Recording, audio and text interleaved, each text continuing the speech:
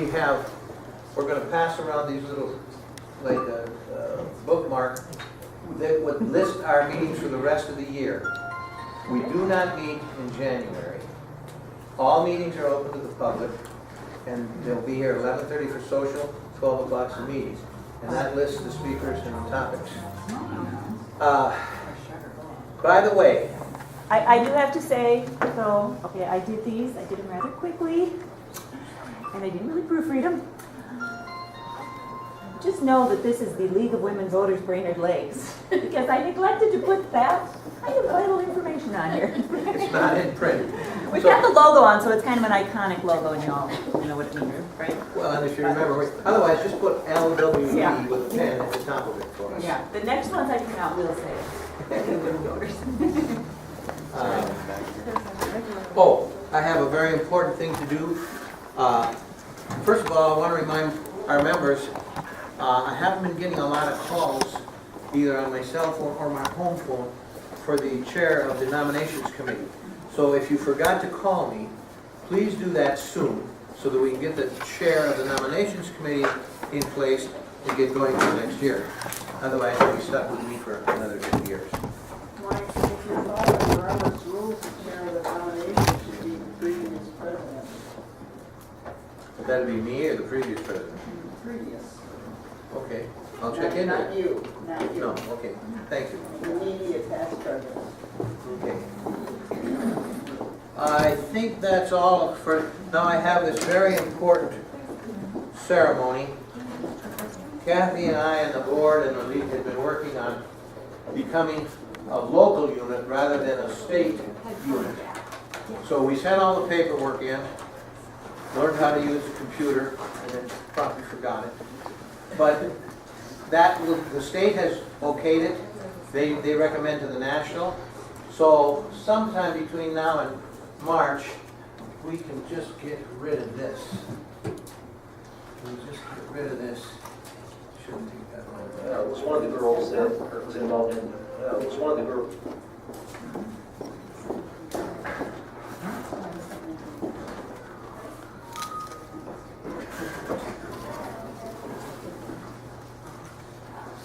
And for the visitors here, you might, this is an important thing, we're very happy about it. So we'd like a round of applause for getting it accomplished. All right, thank you. No more from me. At this time, I'd like to introduce our first speaker of the three. The triad is going to be presenting today. And it's Craig Katzenberger. He's an investigator with the Brainerd Police Department and has been for 8 of the 10 years he's been with the department. He's going to talk about sex trafficking from a law enforcement perspective and talk about what they've been doing. So would you please welcome Craig Katzenberger. Thank you, folks. Thank you. Like I said, Craig Katzenberger, been with an investigator for 8 of the 10 years at the Brainerd Police Department.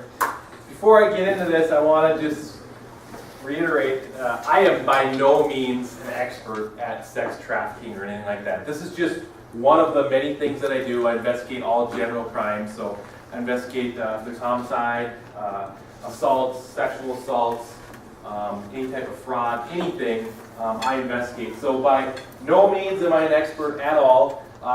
This is just a fairly new issue we've been dealing with here locally, so we're just kind of trying to get our feet under us, try to determine how big of a problem it is, and how we can best handle it to prevent this from going on, especially in the Brainerd Lakes area and all around. So,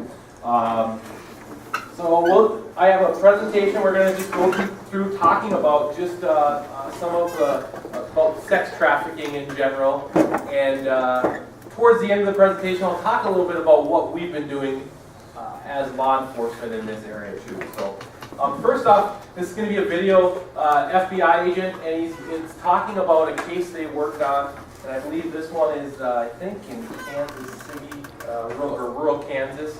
So just talking a little bit about the case they worked on and how that whole case came about, and talking about the victim. So just to give a little background. Whoops. It was one of the girls that was was involved in our case here in Oklahoma City. She was a child that came out of Wichita, Kansas. And she came from a good family. She had a mom and dad at home early in her life. She attended public schools initially and then went on to even attend private schools. Not sure. Videos. By all accounts, she was, Sorry. an all-American girl. She was socialized well and educated well. And everything was going pretty good for her through her adolescence and up to her early teens until she started to experience some issues that led her down a path that she wasn't real proud of. Probably the year after I went to private school, I started going to a public school. That was my sophomore year. And I didn't really know who I was. I didn't feel like I fit in anywhere. I didn't really get along with my dad for a while, but Apologize about the video. It's not supposed to be like this, but you can at least hear her talking. I just get depressed at school. Two of her friends approached her, two young kids, a 13-year-old and a 15-year-old in Wichita. And they collectively, these three young girls, said, why don't we run away? And she thought it was not a bad idea and might give her a break from what she considered to be a lot of crisis in her life. And one of the girls that she was with said, let me call a guy I know in Oklahoma City. And that individual subsequently traveled from Oklahoma City to Wichita, where he picked these three young girls up. Little did they know that he was a pimp. I started to, feel a little uncomfortable because now I don't even know where we're going. I'm starting to freak out because I don't even know who this guy is. And we were driving past Wichita, going to Oklahoma City, and I was just like, I could just get out right now, and I could go home, and I could tell my parents I'm sorry that I left, and it could just be all okay right now. And just then, like as if he was reading my mind, he turns around and he's like, don't even think about asking me to let you out now. You better just tuck and roll. And I was just kind of like, so I'm really gonna have to die before I get to go home now. As you take this young girl and put her in that environment and have her away from her loved ones, she's going to succumb to that pressure. There's threats of, I will go get your family. There's threats of, I'll show these pornographic images to everyone in this town. And he starts to control. And after a very short time, that child has no option but to stay under his command. And for them to break away and to talk to law enforcement or to call and reach out for help, they truly feel, and in some instances it would be safe to say that their life would come to an end. We pull up at a truck stop, and it's like an alley just right on the other side of this fence. He tells us to get out. He tells us what kind of prices we're going to charge and exactly what we're going to do. It was like 20 for a blowjob, 40 for sex, and like 80 for both. And so my friend just kind of looks at me, and she's kind of preparing me with her eyes, and then I was just kind of like, I can help you if you help me, and maybe he won't kill us tonight. So we get out of the car, and he informed us we better not come back without any money. We're walking around, there's lots of semis, and there's also a lot of girls out there, and a lot of them are they look like half our age. They look like they could be like 8 or 9 years old. So we go and we're knocking on doors, and we just try to keep smiling, just try to pretend that I wanted to be there, and maybe I could just convince myself that maybe this will lead to something better, and maybe I'm seeing it wrong. And once we got inside the bed of the truck, I started to just wish I was dead or something. We get in the first truck, and the guy decides he wants me, so I go back there, and I just have to just pray to God, just please help me, just please let me get through it. And then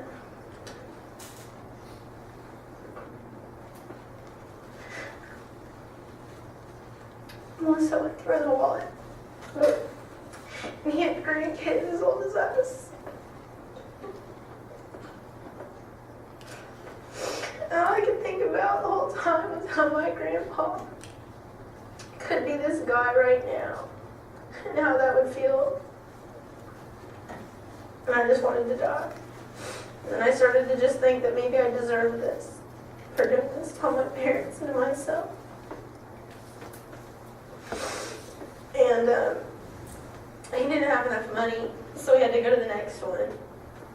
And that guy kept his wallet. We just kept praying. And we went to 3 trucks, so we still didn't have enough money. And my friend, she was really upset. She was like, I think he's really going to be upset if we don't have any money. And so we had to keep going to trucks. And sometimes we would stop and we would cry. And she kept saying, if you can be strong, I can do it. And I just kept thinking I had to do it because I didn't want anything to happen to her. And I would never forgive myself if he hurt her because I didn't do what I was supposed to do.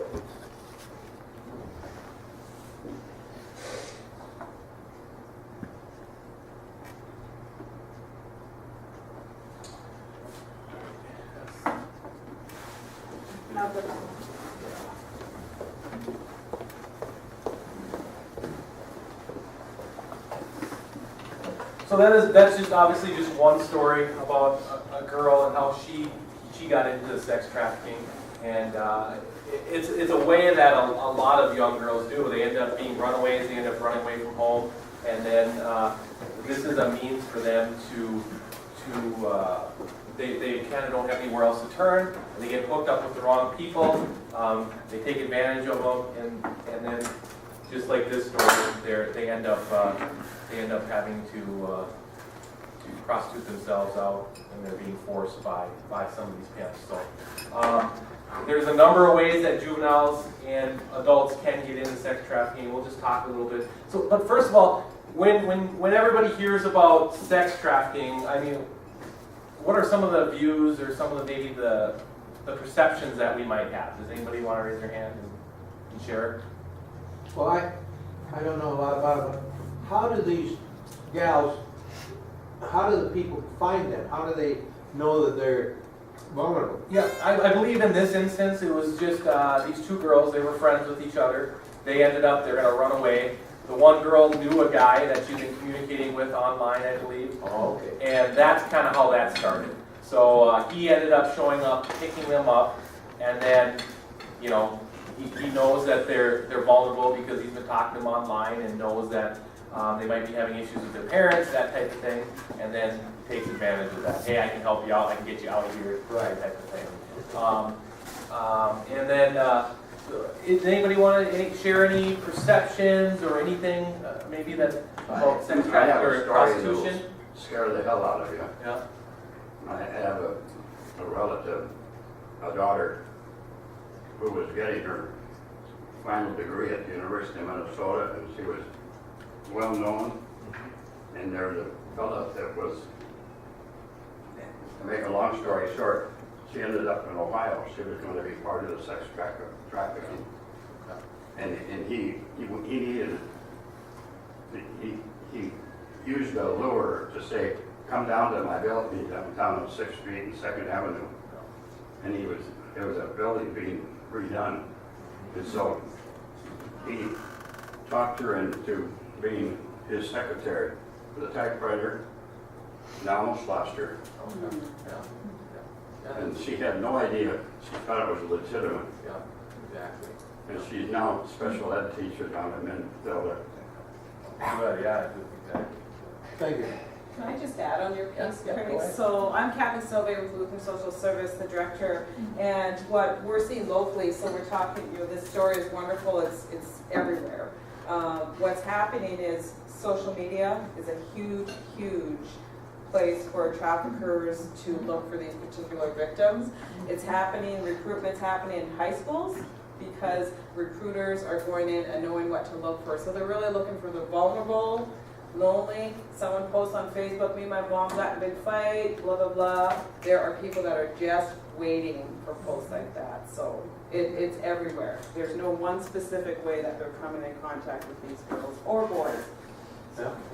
And actually, that's kind of how we kind of started realizing there's an issue in the area. Was about a year back, we got a call from the Rochester Police Department down in Rochester, Minnesota, and they had been working these types of cases for quite a while. And they said, hey, we've been communicating with we have an undercover officer that's been communicating with an individual up in the Brainerd area, and he believes our undercover officer is in her early 20s, and he wants her to come up to Brainerd, and he wants her to work for him as a prostitute. So they came up, the Rochester investigators came up to Brainerd. This individual that they'd been talking to online, the plan was that he was going to meet her at McDonald's in Northeast Brainerd. They were going to meet up. She was going to go back to his house. She was going to actually live up in his attic. He had a place up there, and he actually had a girlfriend or fiance, this individual, and he was going to try to hide her up there without his girlfriend and fiance ever knowing. That was his plan. Probably not a really good plan, but that's what his plan was. We ended up working with the Rochester Police Department. He showed up at McDonald's, and we were there to arrest him. And in Minnesota, to charge somebody with sex trafficking or trafficking, all they have to do is, all it has to be is, it doesn't have to be somebody actually even really working as a pimp.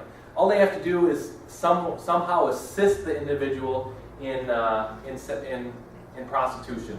So all it has to be is somebody drives a prostitute to a hotel to meet up with somebody. They could be charged with trafficking at that point.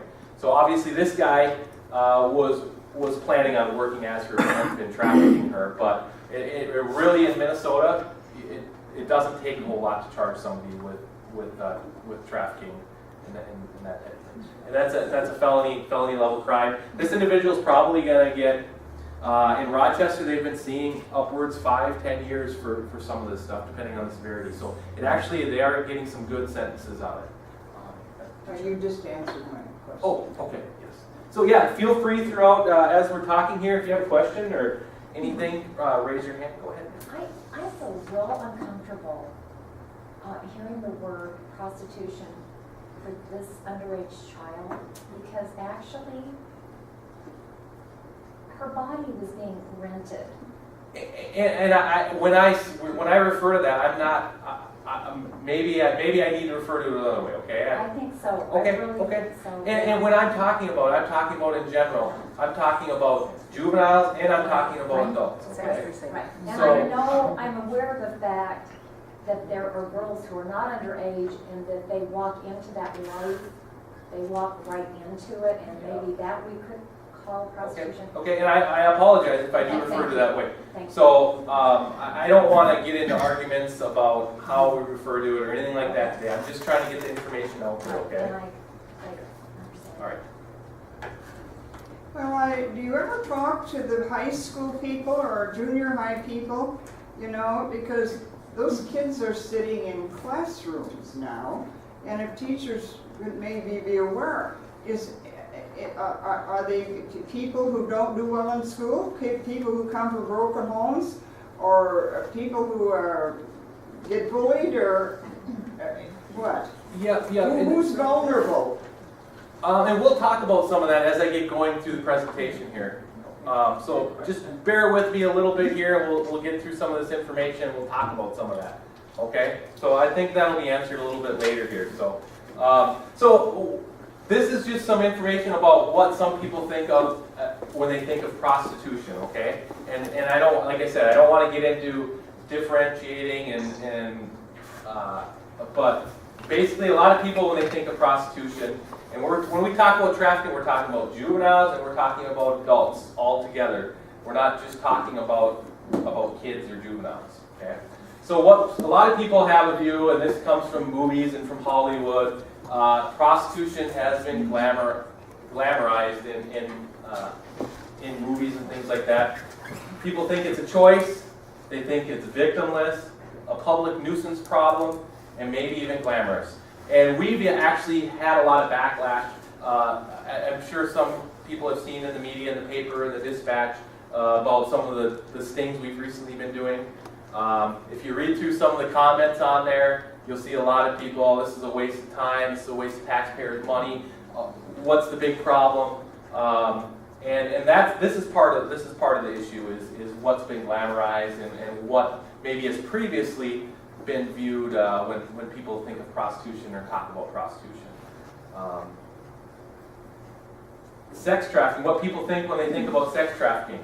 I know at least initially before this has become such a big issue, you hear sex trafficking and you think, oh, this is people being stolen, kids being and teenagers being stolen from out of their home, like maybe like in the movie Taken. Immediate violence, immediate fear, kidnapping and abduction, crossing borders and movement.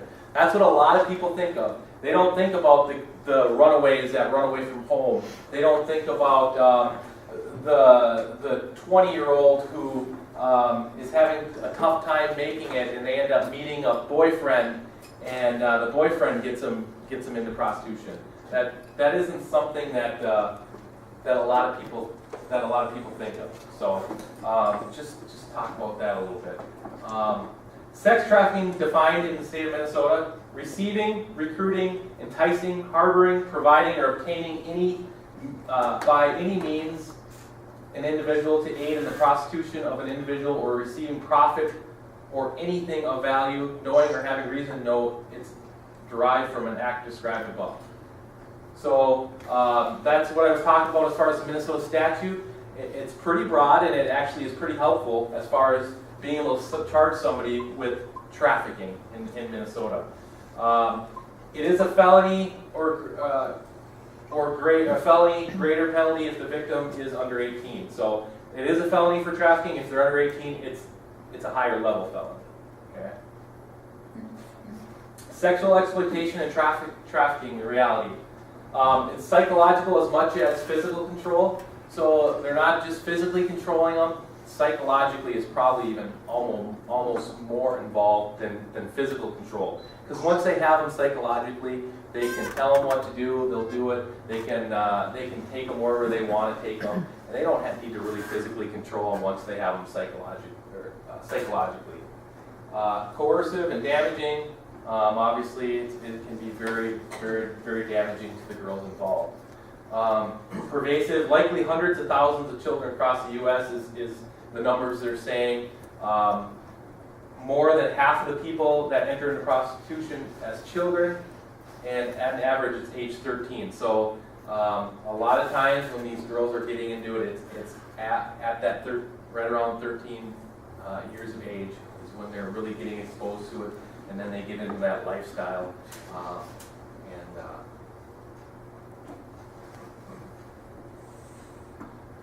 So this is just talking a little bit about sexual exploitation. So some of the things involved in how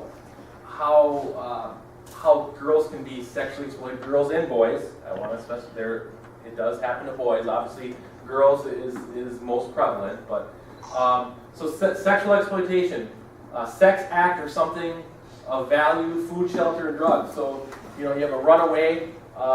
In order to get food, shelter, maybe they are addicted to drugs or involved in drugs. These are some of the things that these traffickers will exploit. Is some of these girls who are vulnerable like that. Survival sex, so they might have to have sex just to try to survive and to make it out on the street. Stripping or pornography is involved. Prostitution and obviously sex trafficking. So these are just all the different aspects that can be involved with sexual exploitation of women and juveniles and even boys and men. So sex trafficking as a system. So obviously you've got three sides to it. So you have the sex buyers or the johns, you got the traffickers or the pimps, and then you got the victims. And we'll be talking a little bit about that as we go. So traffickers, it's all about money and control for the traffickers.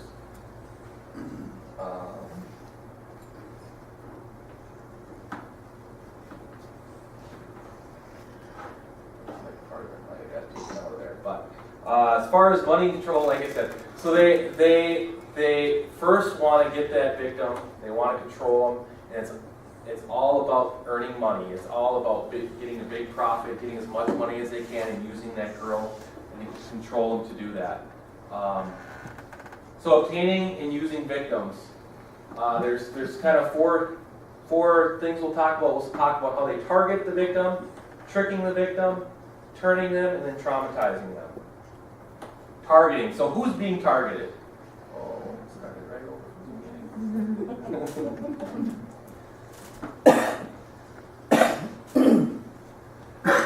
So some of the targets are young people of color. That's just one of the targets that they're seeing a lot of people who are being targeted. Native youth, reservations, and I don't know, maybe Kathy might be able to touch on some of that on her part a little bit. But if we talk to officers that deal with reservations and work on the reservation, they're seeing a lot of issues with Native youth.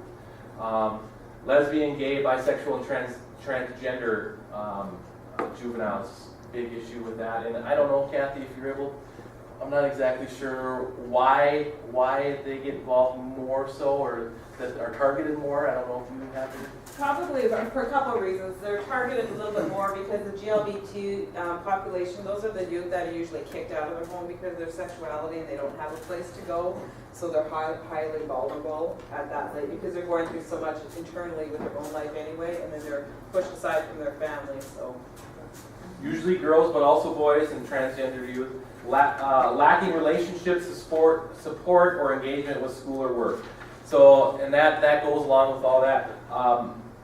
These individuals that might not have a lot going on as far as with school, they're not doing well at school. They have issues with their friends possibly. They have issues with their parents. They might come from broken homes where they don't have both parents there or either parent there at all. So a lot of that, they're the ones who are being targeted, and they're the most vulnerable as far as being targeted. Every child feels insecure at some point in their life. Any child is vulnerable. So I'm sure everybody can maybe remember when they were young, when they were teenagers, what they were going through. It's a very tough time in a lot of young people's lives. They're trying to figure out who exactly they are as a person, and that's the perfect time for somebody that is looking to take advantage of these kids to come into their life and really take advantage of that. Targeting, where is this happening? Personal interactions, public places such as schools, parks, bus stops, libraries, within friends and families. That's another, when we deal with sexual assaults, that is probably the number one. It typically isn't the stranger sexual assaults. Kids aren't typically sexually assaulted by strangers. A lot of times it's people within their own family or close friends to the family. And the internet, like Kathy talked about a little bit, social media, relationships, and chat websites. Anyone is reachable from anywhere. So the internet is probably starting to be one of the major area that these traffickers and pimps really take advantage of. You can go online and you can talk to just about anybody out there. You can search online to really target specific areas. You could go online to your Facebook. You could look for students that go to Brainerd High School, wherever. It's so easy with the internet and technology to really target different groups of juveniles, that type of thing. I see there's a question back there. Well, not a question, but I think you should add to that targeting list, foster children. yeah. Foster children are very high risk because they're going from a foster home, they have no sense of family, they don't belong anywhere. So nobody's paying attention. A lot of times when kids are going into foster care, there's some abuse going on even within the foster home. Unfortunately, that happens. So anyone that says a compliment to them, they're going to gravitate to that. So, and I just want to add on to the media piece too. You can be anybody on the internet. So I could go home or back to my office right now, and I could become a 7-year-old kid if I wanted to be, right? Or I could become a 25-year-old man if I wanted to be. I could become anybody I want on the internet. It's not really me. So that's what some of the traffickers are doing. They're posing as maybe a young female who, oh, I can talk to her because it's a female. She's not going to traffic me. So that this internet stuff is great for some things. It's also not so great for other things. Very good. Yeah, and I actually work on a task force, Internet Crimes Against Children's Task Force, And it's amazing what's out there on the internet and what some of these individuals are using to really target kids and young people. Go ahead. There's one other place that really should be added to that, and that's church. Yeah. There's not a place that's not safe. That's true. potentially. And Charlotte will talk a little bit, because I have to leave pretty soon, but that's where all the training and everything needs to happen at every level, not just a place like this or at a school, everywhere it needs to happen. Targeting, where is this occurring? Any community that has runaways or internet access has sex trafficking. So that's everywhere. We in Brainerd, we have, and I'm sure Kathy can attest to this, we have a lot of runaways. Not just running away from home, but we also have port group home, and that's a place we get a lot of individuals that, number one, actually it's almost worse with that, because a lot of the girls aren't from this area that are placed there. They run from there. They don't have anywhere to go here in Brainerd, and they might try to get a ride. They might have to talk to different individuals that might try to take advantage of them because they know they're looking for a ride out of here or looking for a way out of here. And so we just had 2 girls within the last week that took off from Girls Port, and I don't know, maybe people saw it on Facebook, and they got a ride to Perham, Minnesota, and they were gone for about a week before finally they were located. So, we did talk with the girls to make sure there wasn't anything that took place while they were gone, as far as people targeting them, that type of thing. So. Targeting Facebook messages from trafficker. This is it's not showing up today. Well, it's not doing it. Well, I had some Facebook messages and examples of how a trafficker might introduce themselves to somebody using Facebook. And they may just say, hey, how are you doing? Send them a Facebook message. I saw your profile, you look cool, that type of thing. And just real casually just start talking to them. Maybe find a little bit about them. And then just continue on that conversation into the future.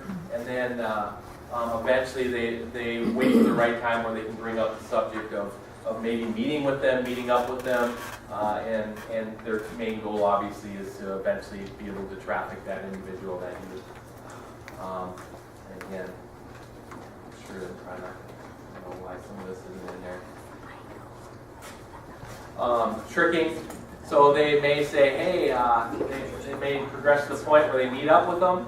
They say, hey, I've got some friends we're going to go meet with. We're going to go stay in a hotel with them. How does that sound? Oh yeah, that sounds like fun. They might end up getting them to the hotel, and then that's kind of when they first introduce them to hey, we need a little bit more money here. Could you go just maybe go meet with this guy, and that's kind of how it starts. Is kind of tricking them into that situation, getting them into those situations where they might not really know what they're getting into, and before they know it, they're into it. And turning them once they get them in past that first time, get them to maybe do a sexual act with somebody. That's where they're able to turn them, and a lot of times at that point, they've been so involved with that youth, psychologically turning them, degrading them. But also not just that, they may be buying them gifts. They may be really supporting them at different times. And that youth then knows they think that they need that individual to continue to do what they're doing. So, and then traumatizing. It ends with them getting involved in this lifestyle and what it does to them psychologically, and traumatizes them for the rest of their lives. And Charlotte will probably maybe touch a little bit on that in the future here, yeah, about getting some of these girls the help that they need to go on in life. Again, I apologize. A lot of for some reason I don't know if it's the version of PowerPoint I'm using on this specific computer. It's cutting out a lot of my slides, unfortunately, and a lot of the information I've had in them. So I don't know why it's doing that. No. Victims, where are they sold at? In hotels, apartment complexes, on the street, public transportation, truck stops, just like that video we saw, massage parlors, massage parlors, massage parlors, casinos, where whenever major gatherings take place, sporting events, hunting. I'm sure people have heard of the Super Bowl. That's one of the big concerns that law enforcement has, and one of the biggest times that girls can be trafficked is at big sporting events like that, such as Super Bowl. Hunting. There's situations where girls might be brought into different hunting camps and different hunting parties. Online, Craigslist, Backpage, My Provider, escort contact, etc. We'll talk a little bit about some of that stuff. This is just Backpage. How many people are familiar or have heard of Backpage or? Yeah. What is it? It's somewhat a little bit similar to Craigslist. And people can go on there, they can sell things on there. But what Backpage has kind of turned into is, I don't know too many people who go on Backpage to sell things or buy things. Backpage has really become a way for traffickers to sell girls, is what it's become. And this is just an example. I could probably pull up Brainerd. So Backpage, there's different areas. You can see Brainerd's up there. So Brainerd has its own section on Backpage. I could probably pull up Backpage right now, and maybe I will later. And there'll probably be a few ads in the Brainerd area on Backpage. And I'll talk a little bit about how we're using Backpage and some of the things we've been doing with it in a little bit here. Just shows what some of these postings look like. Thick and sexy, always ready, and it just talks about somebody advertising sex on Backpage. So this is a video, CARE 11, Channel 11, they did a little story, a little piece on law enforcement down in the metro area, working some John stings and things like that, how they're trying to combat sex trafficking in the Minneapolis, St. Paul area. So we'll just watch this, see if it'll play. And I don't know if the video is going to be any better, hopefully. Tonight, a CARE 11 News investigation. The FBI considers Minneapolis and St. Paul some of the top cities in the country for child prostitution. Every month in Minnesota, more than 200 girls are sold for sex through the internet and escort services. Many sold multiple times a day. Investigators gave Jay Olstead the first inside look at their effort to not only go after pimps but rescue young women. Because of the sensitivity and safety issues, we felt the only way to tell the story was to protect the identities of both the victims and the undercover officers. You're allowed to see.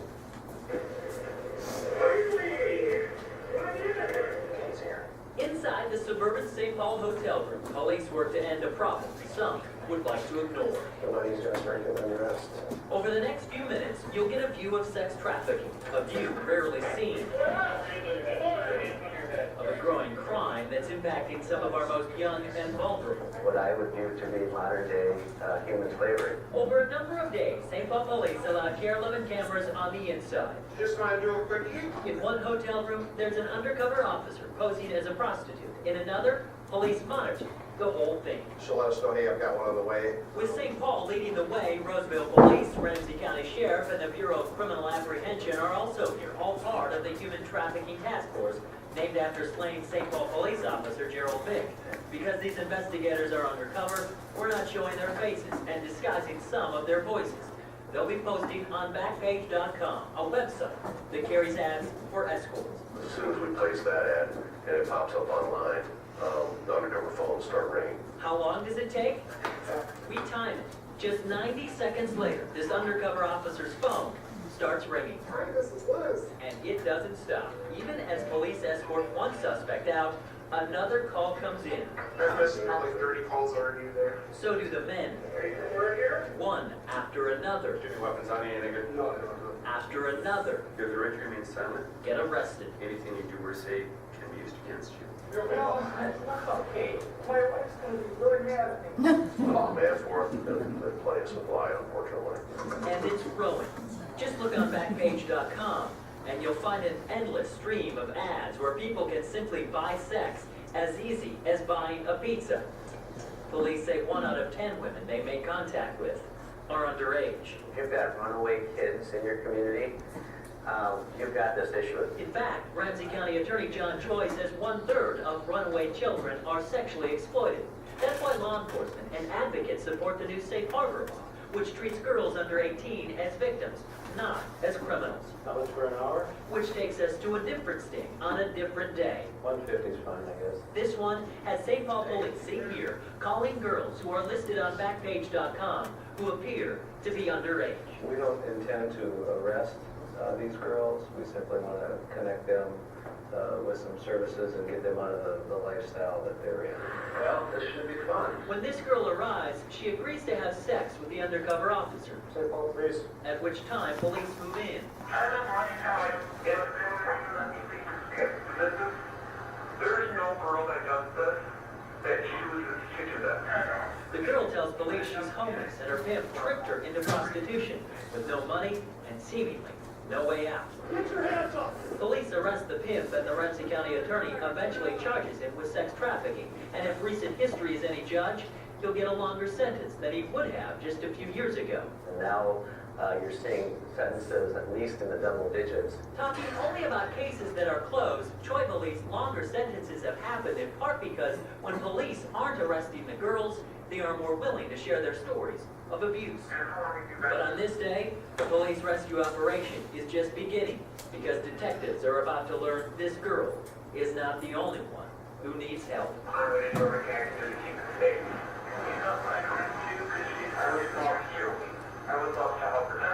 The girl says her friend is at a nearby hotel room with another man who may be armed, so police move quickly to make the rescue. They find the other girl alone, who tells police she was afraid to leave without her friend. But instead of arresting the girls, the police connect them to area shelters, even though it turns out both are 18 years old, technically adults, too old to be covered under the new Safe Harbor law. If you are being sold into prostitution, you are a victim. That's why Noelle Ballman, with the advocacy group Breaking Free, wants all women treated as victims. After all, she tells me, 85% of adult women involved in prostitution started when they were children. What Safe Harbor does not do is protect adult victims, and that's why we are hoping that this is just a step in the right direction. In the meantime, we expect more stings like these, with the goal of helping more people who are not responsible and prosecuting the many who are. We as a community should be doing everything possible to end this. Jay Olstead, Carol 11 News, Ramsey County. But just last month, the Ramsey County Attorney's Office got the longest sex trafficking sentence in Minnesota history, 40 years for Otis Washington. But law enforcement does not do this alone. Advocacy groups play a big role too. In fact, the Women's Foundation of Minnesota has provided money to law enforcement in their efforts to crack down on sex trafficking. So what you saw here is similar to what we've been doing in the area. We've done approximately 5 different stings, and I'm going to try to go quick here. Charlotte's going to share a little bit here, and I don't want to keep you guys too late.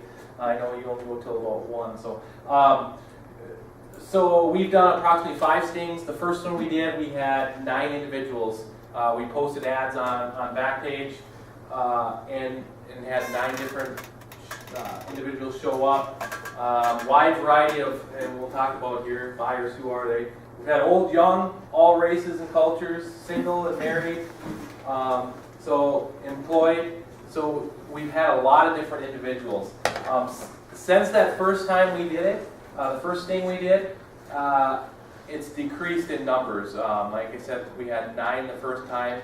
I think the last time we did it, we had 4. So we had 9, and then maybe 3, 4. Each time after that initial time, we've had 3 or 4. So it hasn't been, and I think a lot of that, and part of us as law enforcement is like, oh, why aren't we getting the numbers? You know, we had 9 the first time. And part of us wants to think, oh, well, we want to try to get more.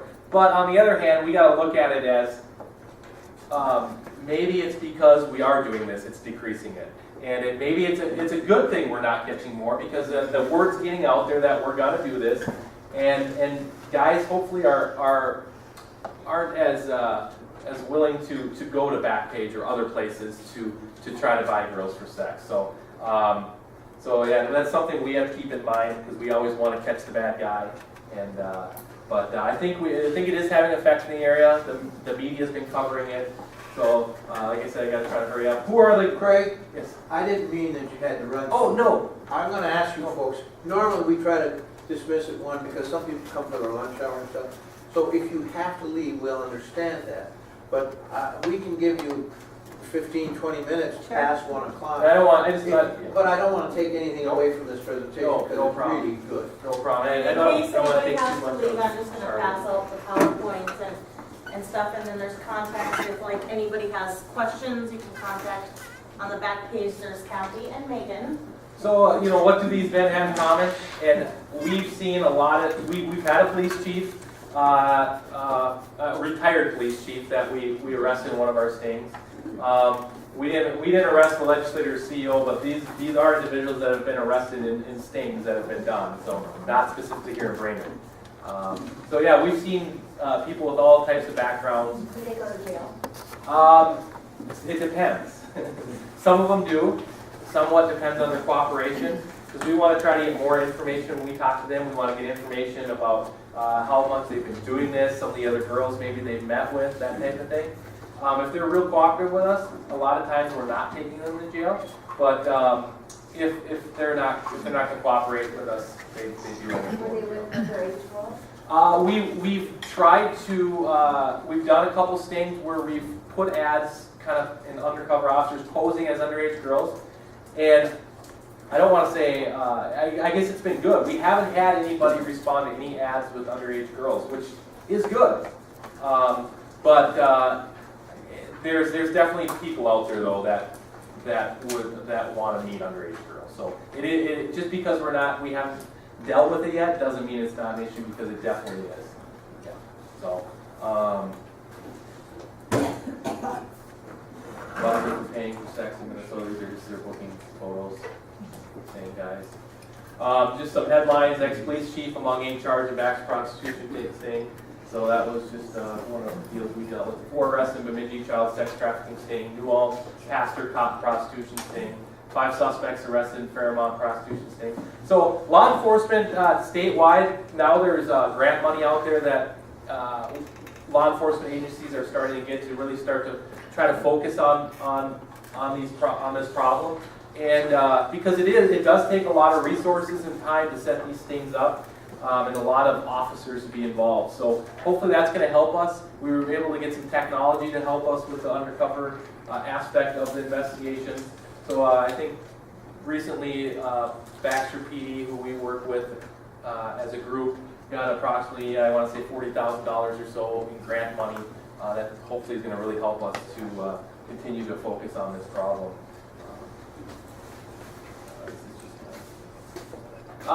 Just a little bit more information. There's websites out there where guys can even go and they can talk about their experience with different prostitutes. That's how crazy some of this is and twisted. So the erotic review is one of those. They can go on there, they can talk about, they can say, hey, I was with this girl in this area, and this was my experience with her. Kind of review their experience with the specific girl.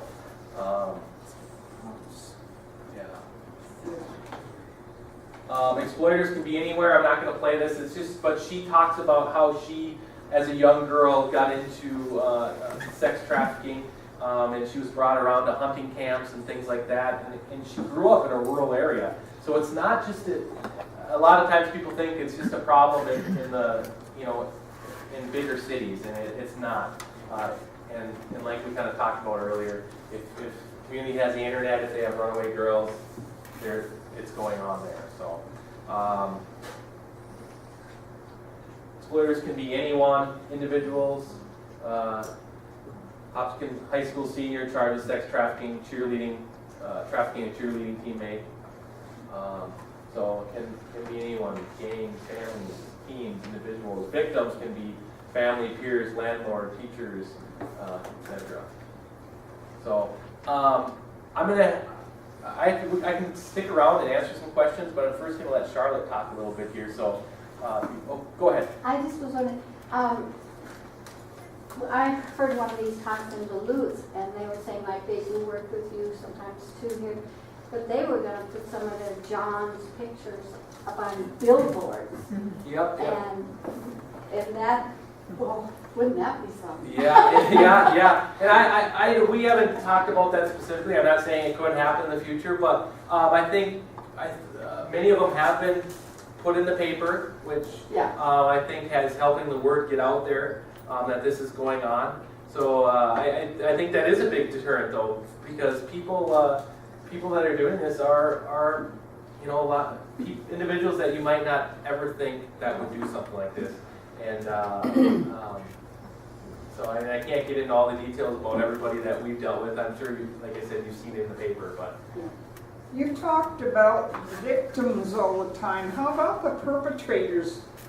What's their purpose? Is it power over somebody else? Well, it depends if you're talking about the traffickers themselves. The traffickers themselves, it's all about power and money. That's their main goal. As far as the Johns, the buyers, they're a lot of it for them is just more about sexual gratification. That's part of it, but it's also, some of them do want to be with younger, younger girls, and that. But I don't know what your thought. I think a lot of them, it's the main drive is just the sexual aspect of it.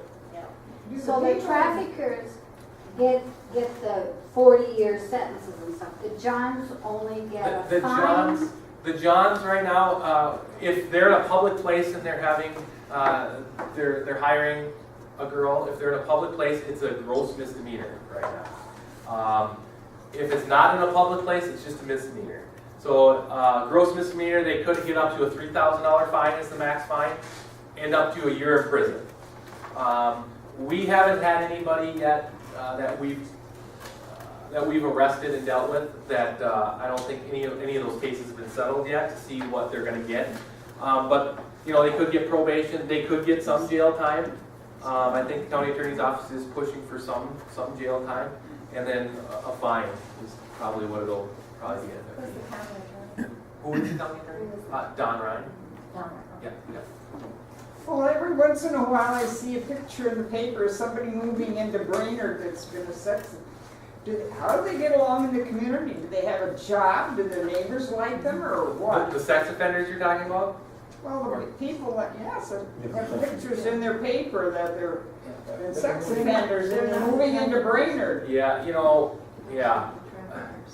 How about I'll touch on that. I'm going to let Charlotte cover her portion, and then can you remember that, and I will touch on that. I will talk a little bit about sex offenders and predatory offenders in our area, because actually I'm the one who kind of handles all that. So I'll talk a little bit about that. But I want to make sure Charlotte kind of talks a little bit about what's a little bit of information about what Lutheran Social Services is doing and. Okay, so again, my name is Charlotte. I work for Lutheran Social Services. I work for youth services. So Kathy asked me to come here today because the case manager for Saving Grace was unable to make it today. So I work side by side with them, but I'm not actually part of one of their programs that I'm going to discuss. But I work side by side with them, and I'm also part of the STOP Coalition, which stands for Stop Trafficking of People. So what I wanted to talk about a little bit is the Safe Harbor law. I don't know how familiar you guys are with that. So there's this no wrong door. And basically what that is any door you go through, whether that be school, child protection, law enforcement, they find a safe, protected environment that helps them leave the abuse and leads them to like specialized services. So part of the services for youth is regional navigators. Housing providers are part of that, and then there's supportive services, that provide victim-centered services, including mental health, legal, healthcare advocacy, and then culturally specific services and ongoing support. Sorry that I'm not prepared for this, like I was told at 8 o'clock this morning, so I haven't really looked over this.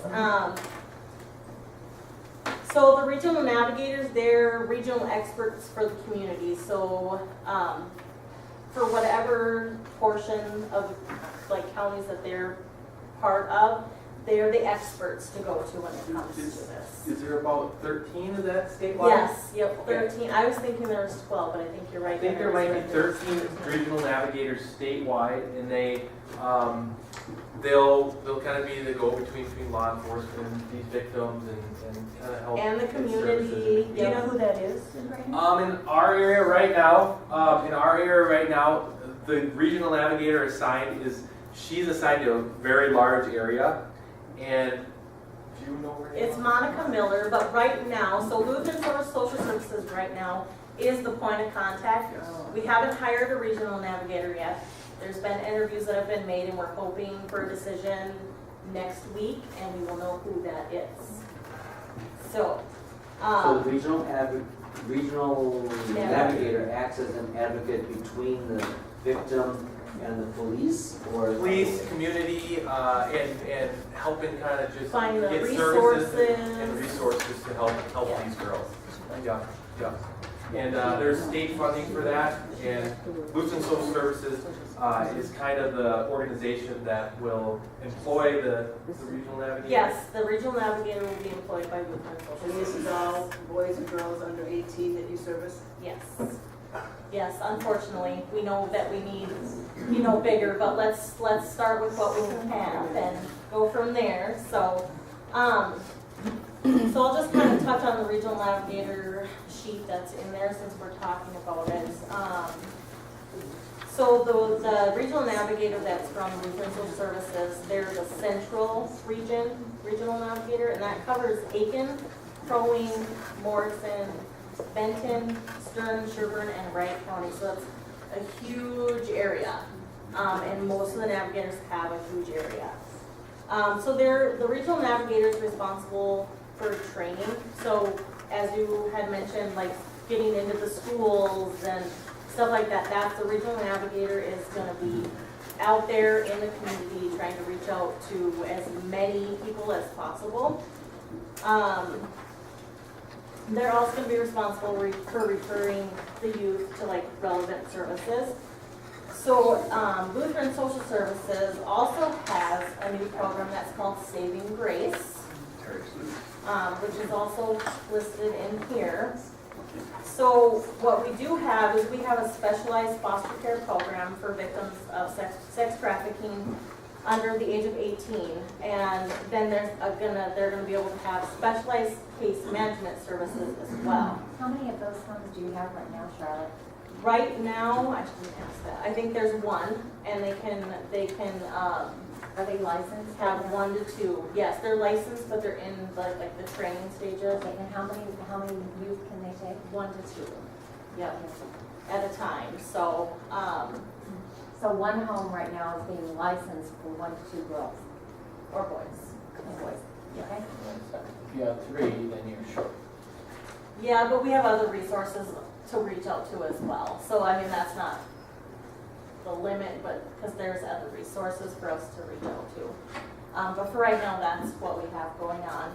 So the case management services for the Saving Grace program, basically they're coming up with a screening tool. So it's a specific tool that's developed to help determine if a youth may be a victim or not of trafficking.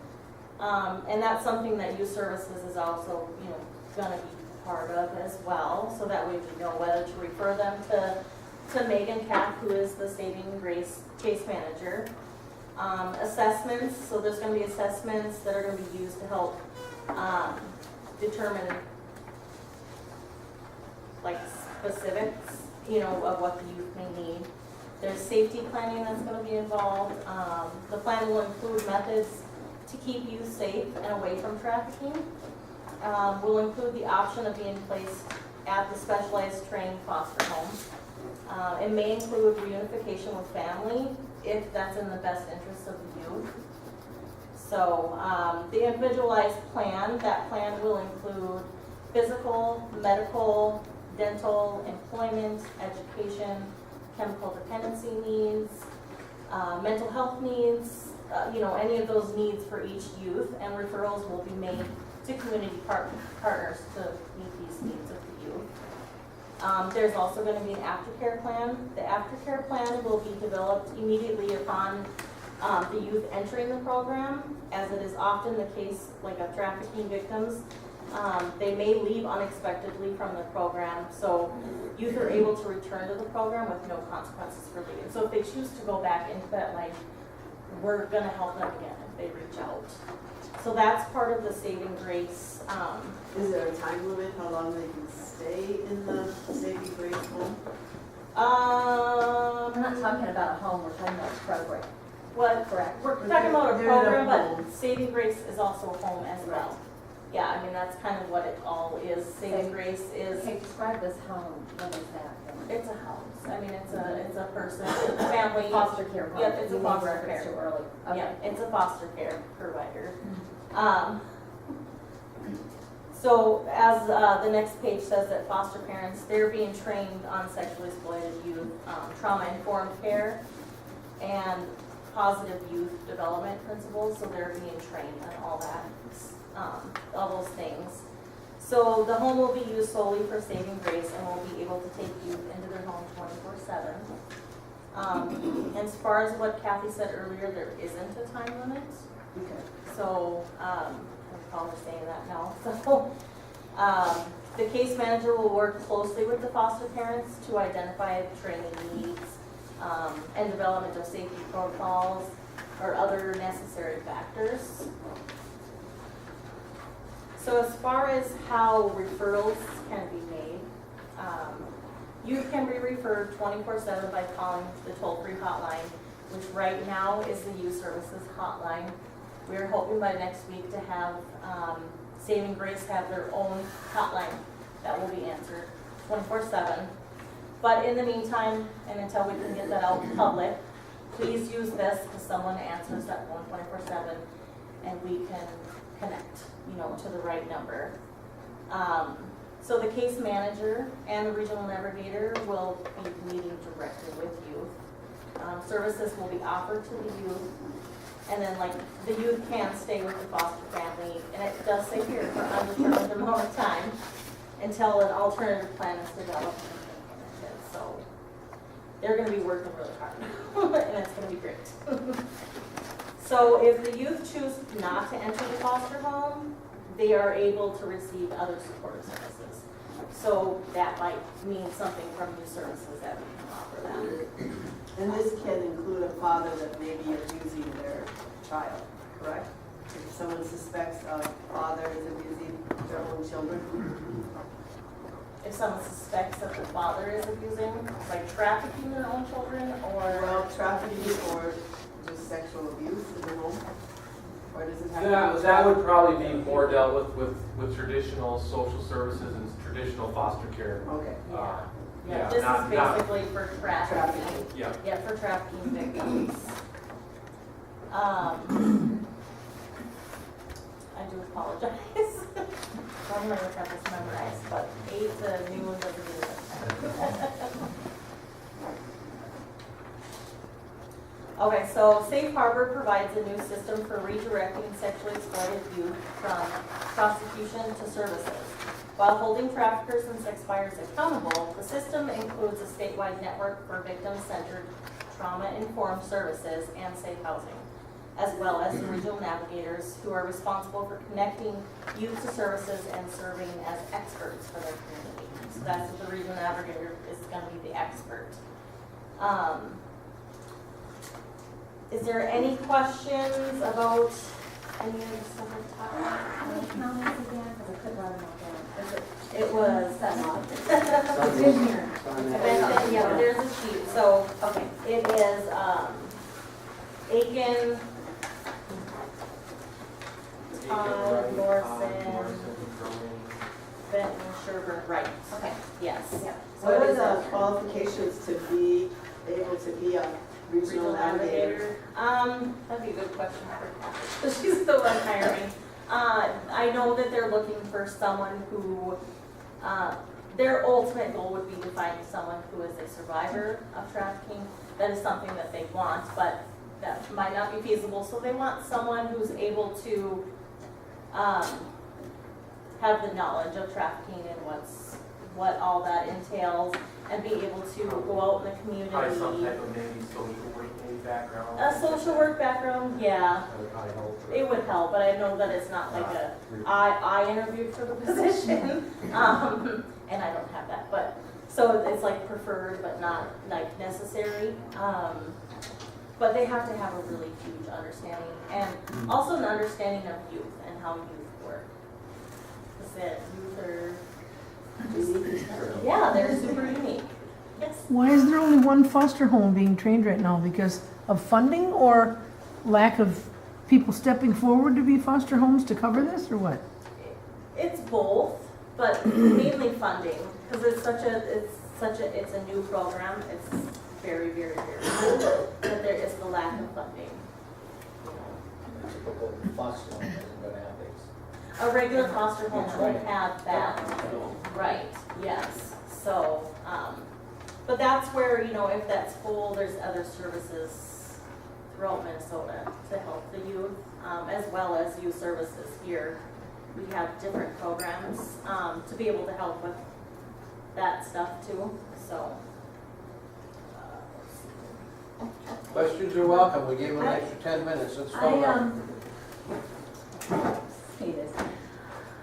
There is so much money and time and energy spent at kind of what I would say at the end of the process, getting the Johns, getting, the girls that are in trouble and to, rehabilitate one or two girls takes an immense amount of effort. And I'm frustrated both in this community and probably statewide that there isn't more support for families earlier.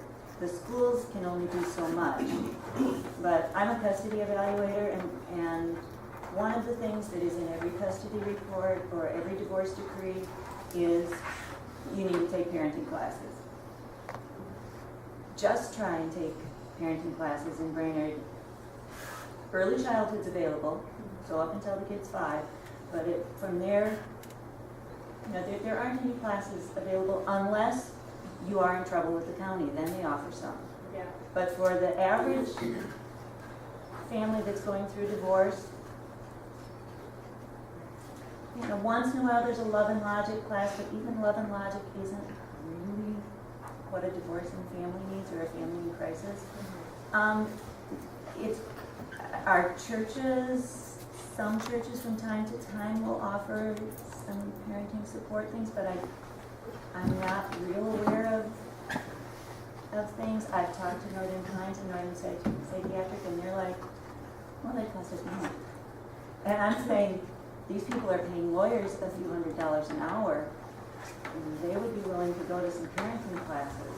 Do you have any, it's just frustrating that these girls and boys end up in the situation when it might have been able to be prevented, or if we had, I see it, I'm a substitute teacher in the schools, and you see these little waif girls that are dealing with mom's new boyfriend every month and are lost in the shuffle.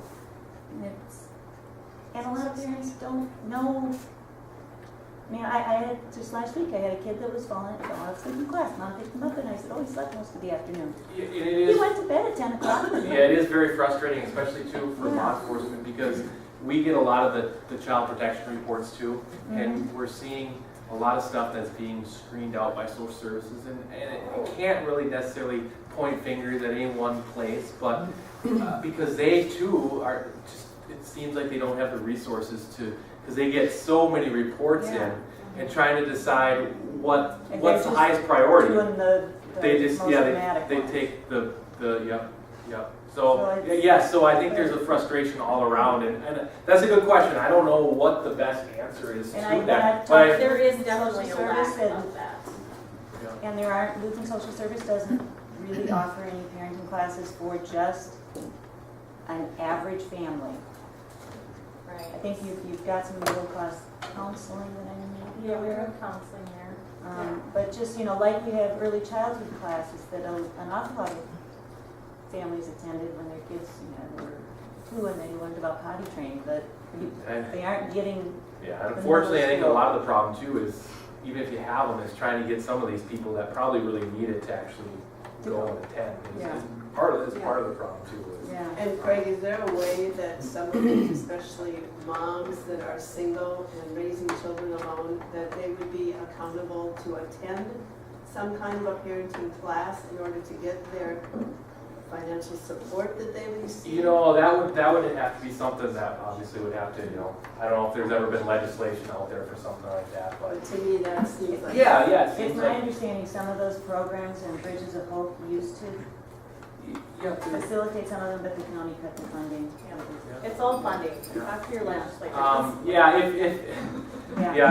don't know, I don't want to get into anything with what went on at the county and what's going on at the county, but if you're concerned about social services and that type of thing, I encourage you to talk to your county commissioner because they're really trying to cut back on some of that over there, so. And supposedly they'll be here for the program in March.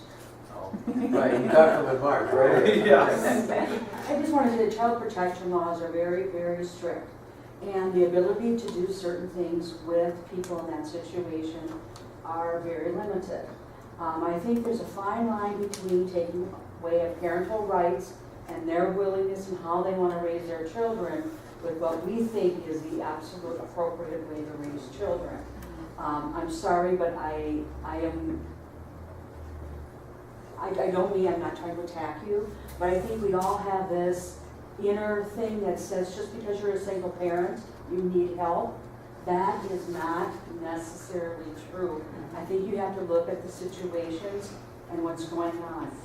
The child protection has had some very, very huge failures. You've probably seen some of them in the paper and some of the committees that have been developed to deal with a different issue, but the abuse issue, this is a little bit different, but it's really hard, and you need to, I would encourage people not to wait till the commissioners come here.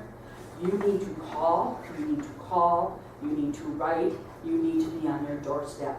They are cutting it hugely in this county. I've worked in the system for over 40 years.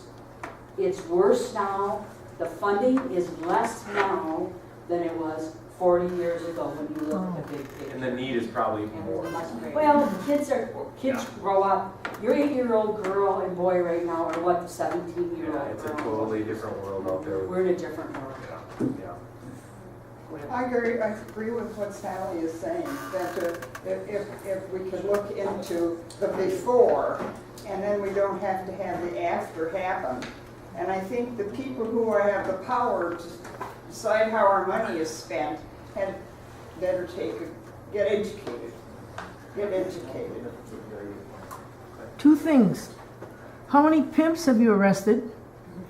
And are you aware that there was a pimp that came to Brainerd by the name of Black, and he came here to take a 15-year-old who was a prostitute, who was a hooker out of a foster home, and put her back on the street? Her name was Mariah Maxwell. Okay. I guess I'm not familiar with that, so I guess I can't really speak on that. I guess I don't know where, I can talk to you after, I don't know where you're getting that information. Well, I want to share with you that I know of an expert in this field. He's a former NYPD sex trafficking investigator. He was given an unlimited budget to come to Minnesota. Actually, his investigation in New York City led him back to Minnesota, and he was focusing on Crow Wing, Morrison, Stearns, and Cass. This is back in the 60s, 70s, and 80s. His name is Jim Rothstein, and he is the mayor of St. Martin, Minnesota, and he speaks on this issue, and he has developed things like this, and he's encouraging mothers and grandmothers group Because the answer is, the only way to ever tackle this issue is number one, to get the kingpins, take them down, and then secondly, if you don't have moms and grandmothers involved, it's not going to work with the people in legislature. Mothers and grandmothers can pressure legislators better than anybody. Thank you. I wanted to touch just real quick too about the question about the sex offenders, because I know that a lot of people, there's a lot of sex offenders that you see probably in the paper moving into Brainerd and things like. For one, I wouldn't say there's more than before than we've ever had. We are at our highest number of level 3 sex offenders that we've been at for some time, and I think right now maybe there's 5 or 6 that we have. And how it works with sex offenders is there's sex offenders that aren't assigned a level. So they, if you're a sex offender and you're not assigned a level, that means you were convicted of a sex offense. I think it's prior to, I want to say, the 1990. So they were never assigned a level back there. Then. Now they started assigning levels. You also won't be assigned a level if you don't serve any prison time. If you don't go to prison for your offense, you're not going to be assigned a level. Now, if you do serve prison, if you go to prison, you're going to be assigned when you're released either a level 1, a level 2, or a level 3. Level 3 is the worst level offense. They're the ones that they're reviewed by a board with the Department of Corrections that decides the level they're going to be assigned. So level is the ones they're most worried about reoffending. Currently right now, level 3s are the only ones in the state that we can really put information out to the public, the area they're living, details about their offenses. Right now we have 5 or 6 of them right now in Brainerd. Other than that, we have a total of about 80 to 90 sex offenders that at any time are living in, that's just within the city limits of Brainerd. That's not counting outside of the city limits. That's not counting Baxter. That's not counting the county. And but when you hear, I want to just make sure, when people hear sex offender or predatory offender, they automatically always think they offended. And I'm not trying to diminish what they were convicted of, but everybody automatically thinks they were convicted of offending on a child. But that's not totally true. So in Minnesota, people will have to register as a sex offender or a predatory offender. Excuse me, predatory offender. For kidnapping, if they're involved in a kidnapping at any time, a lot of violent offenses, or a sexual offense.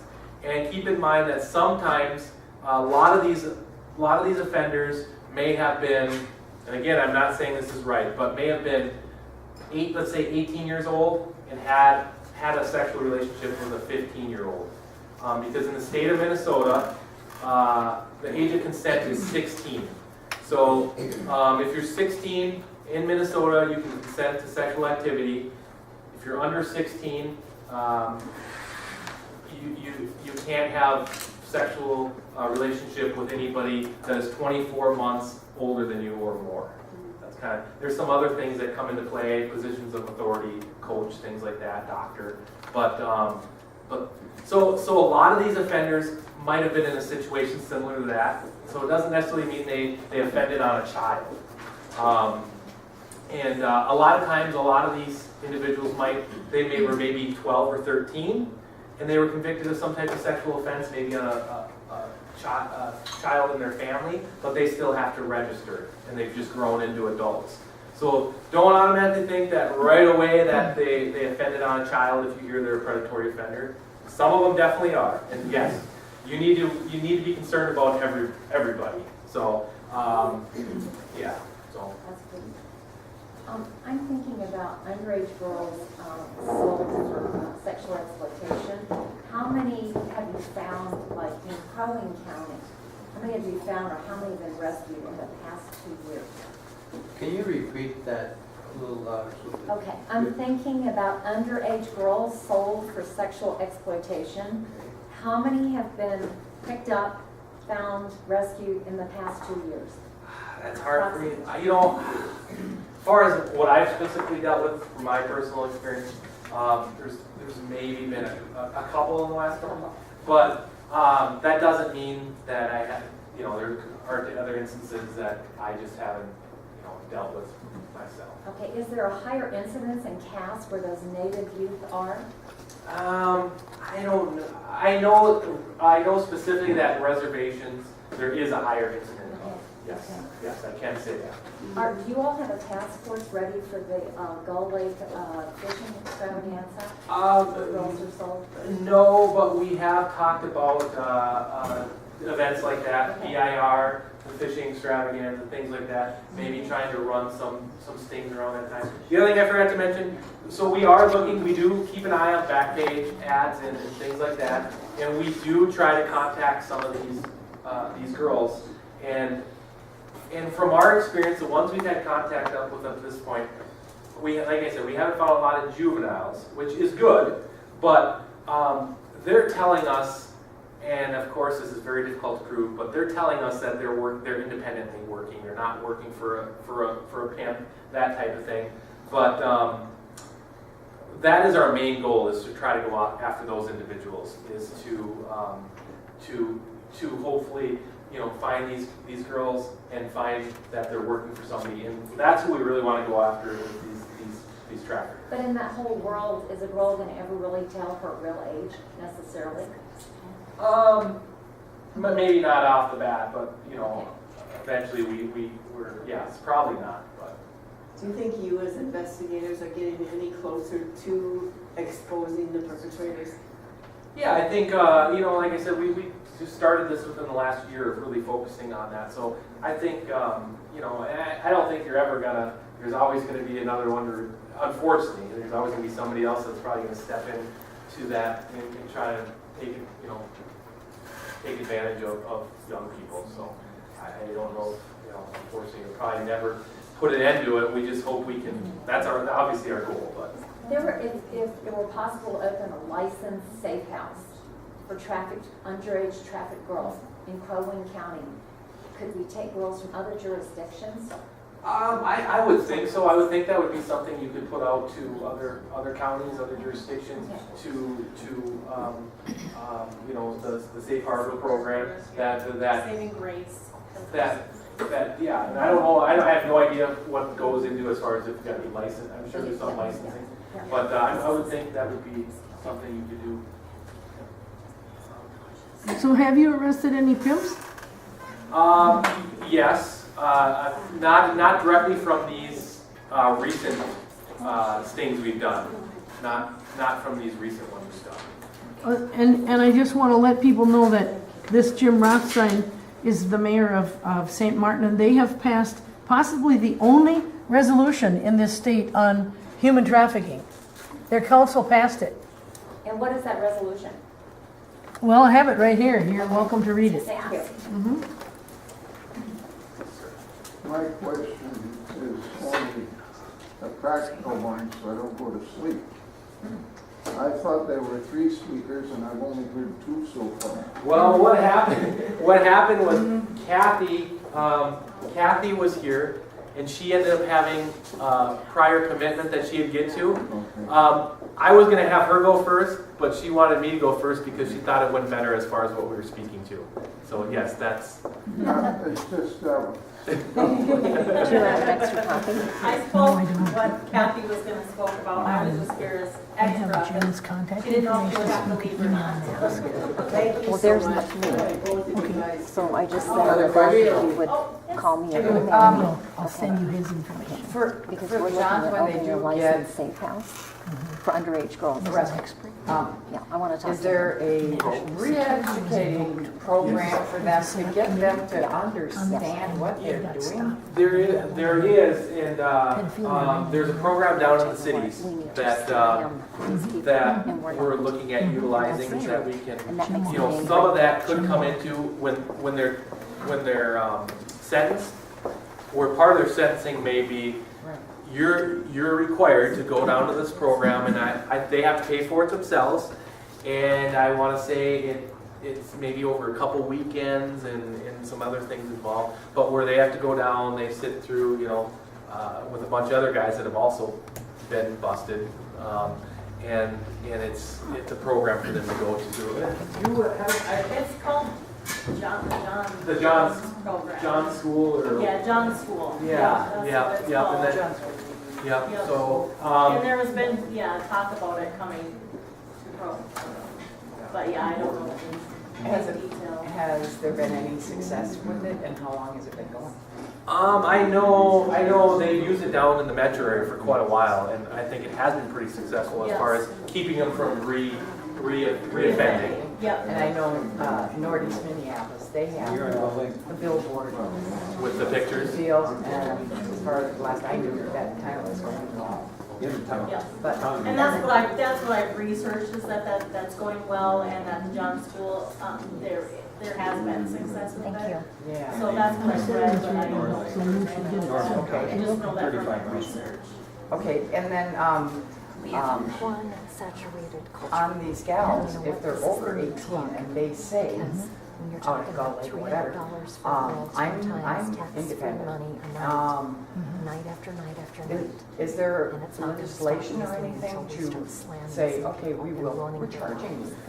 There If is. you are working for someone else, If they are you're free, involved in the you rental charge of a them, you golf tell us their body, name, if we don't have their then to name, go to you the charge jail. sergeant. You know, we did deal with And one that's the way it needs to girl come who down. was up here. Slapping somebody in the hand is We not met with her. acceptable. We said, you're free to go, you're not under arrest, you're not going to be charged. And about an hour later, she had already reposted on Backpage that she was looking for work.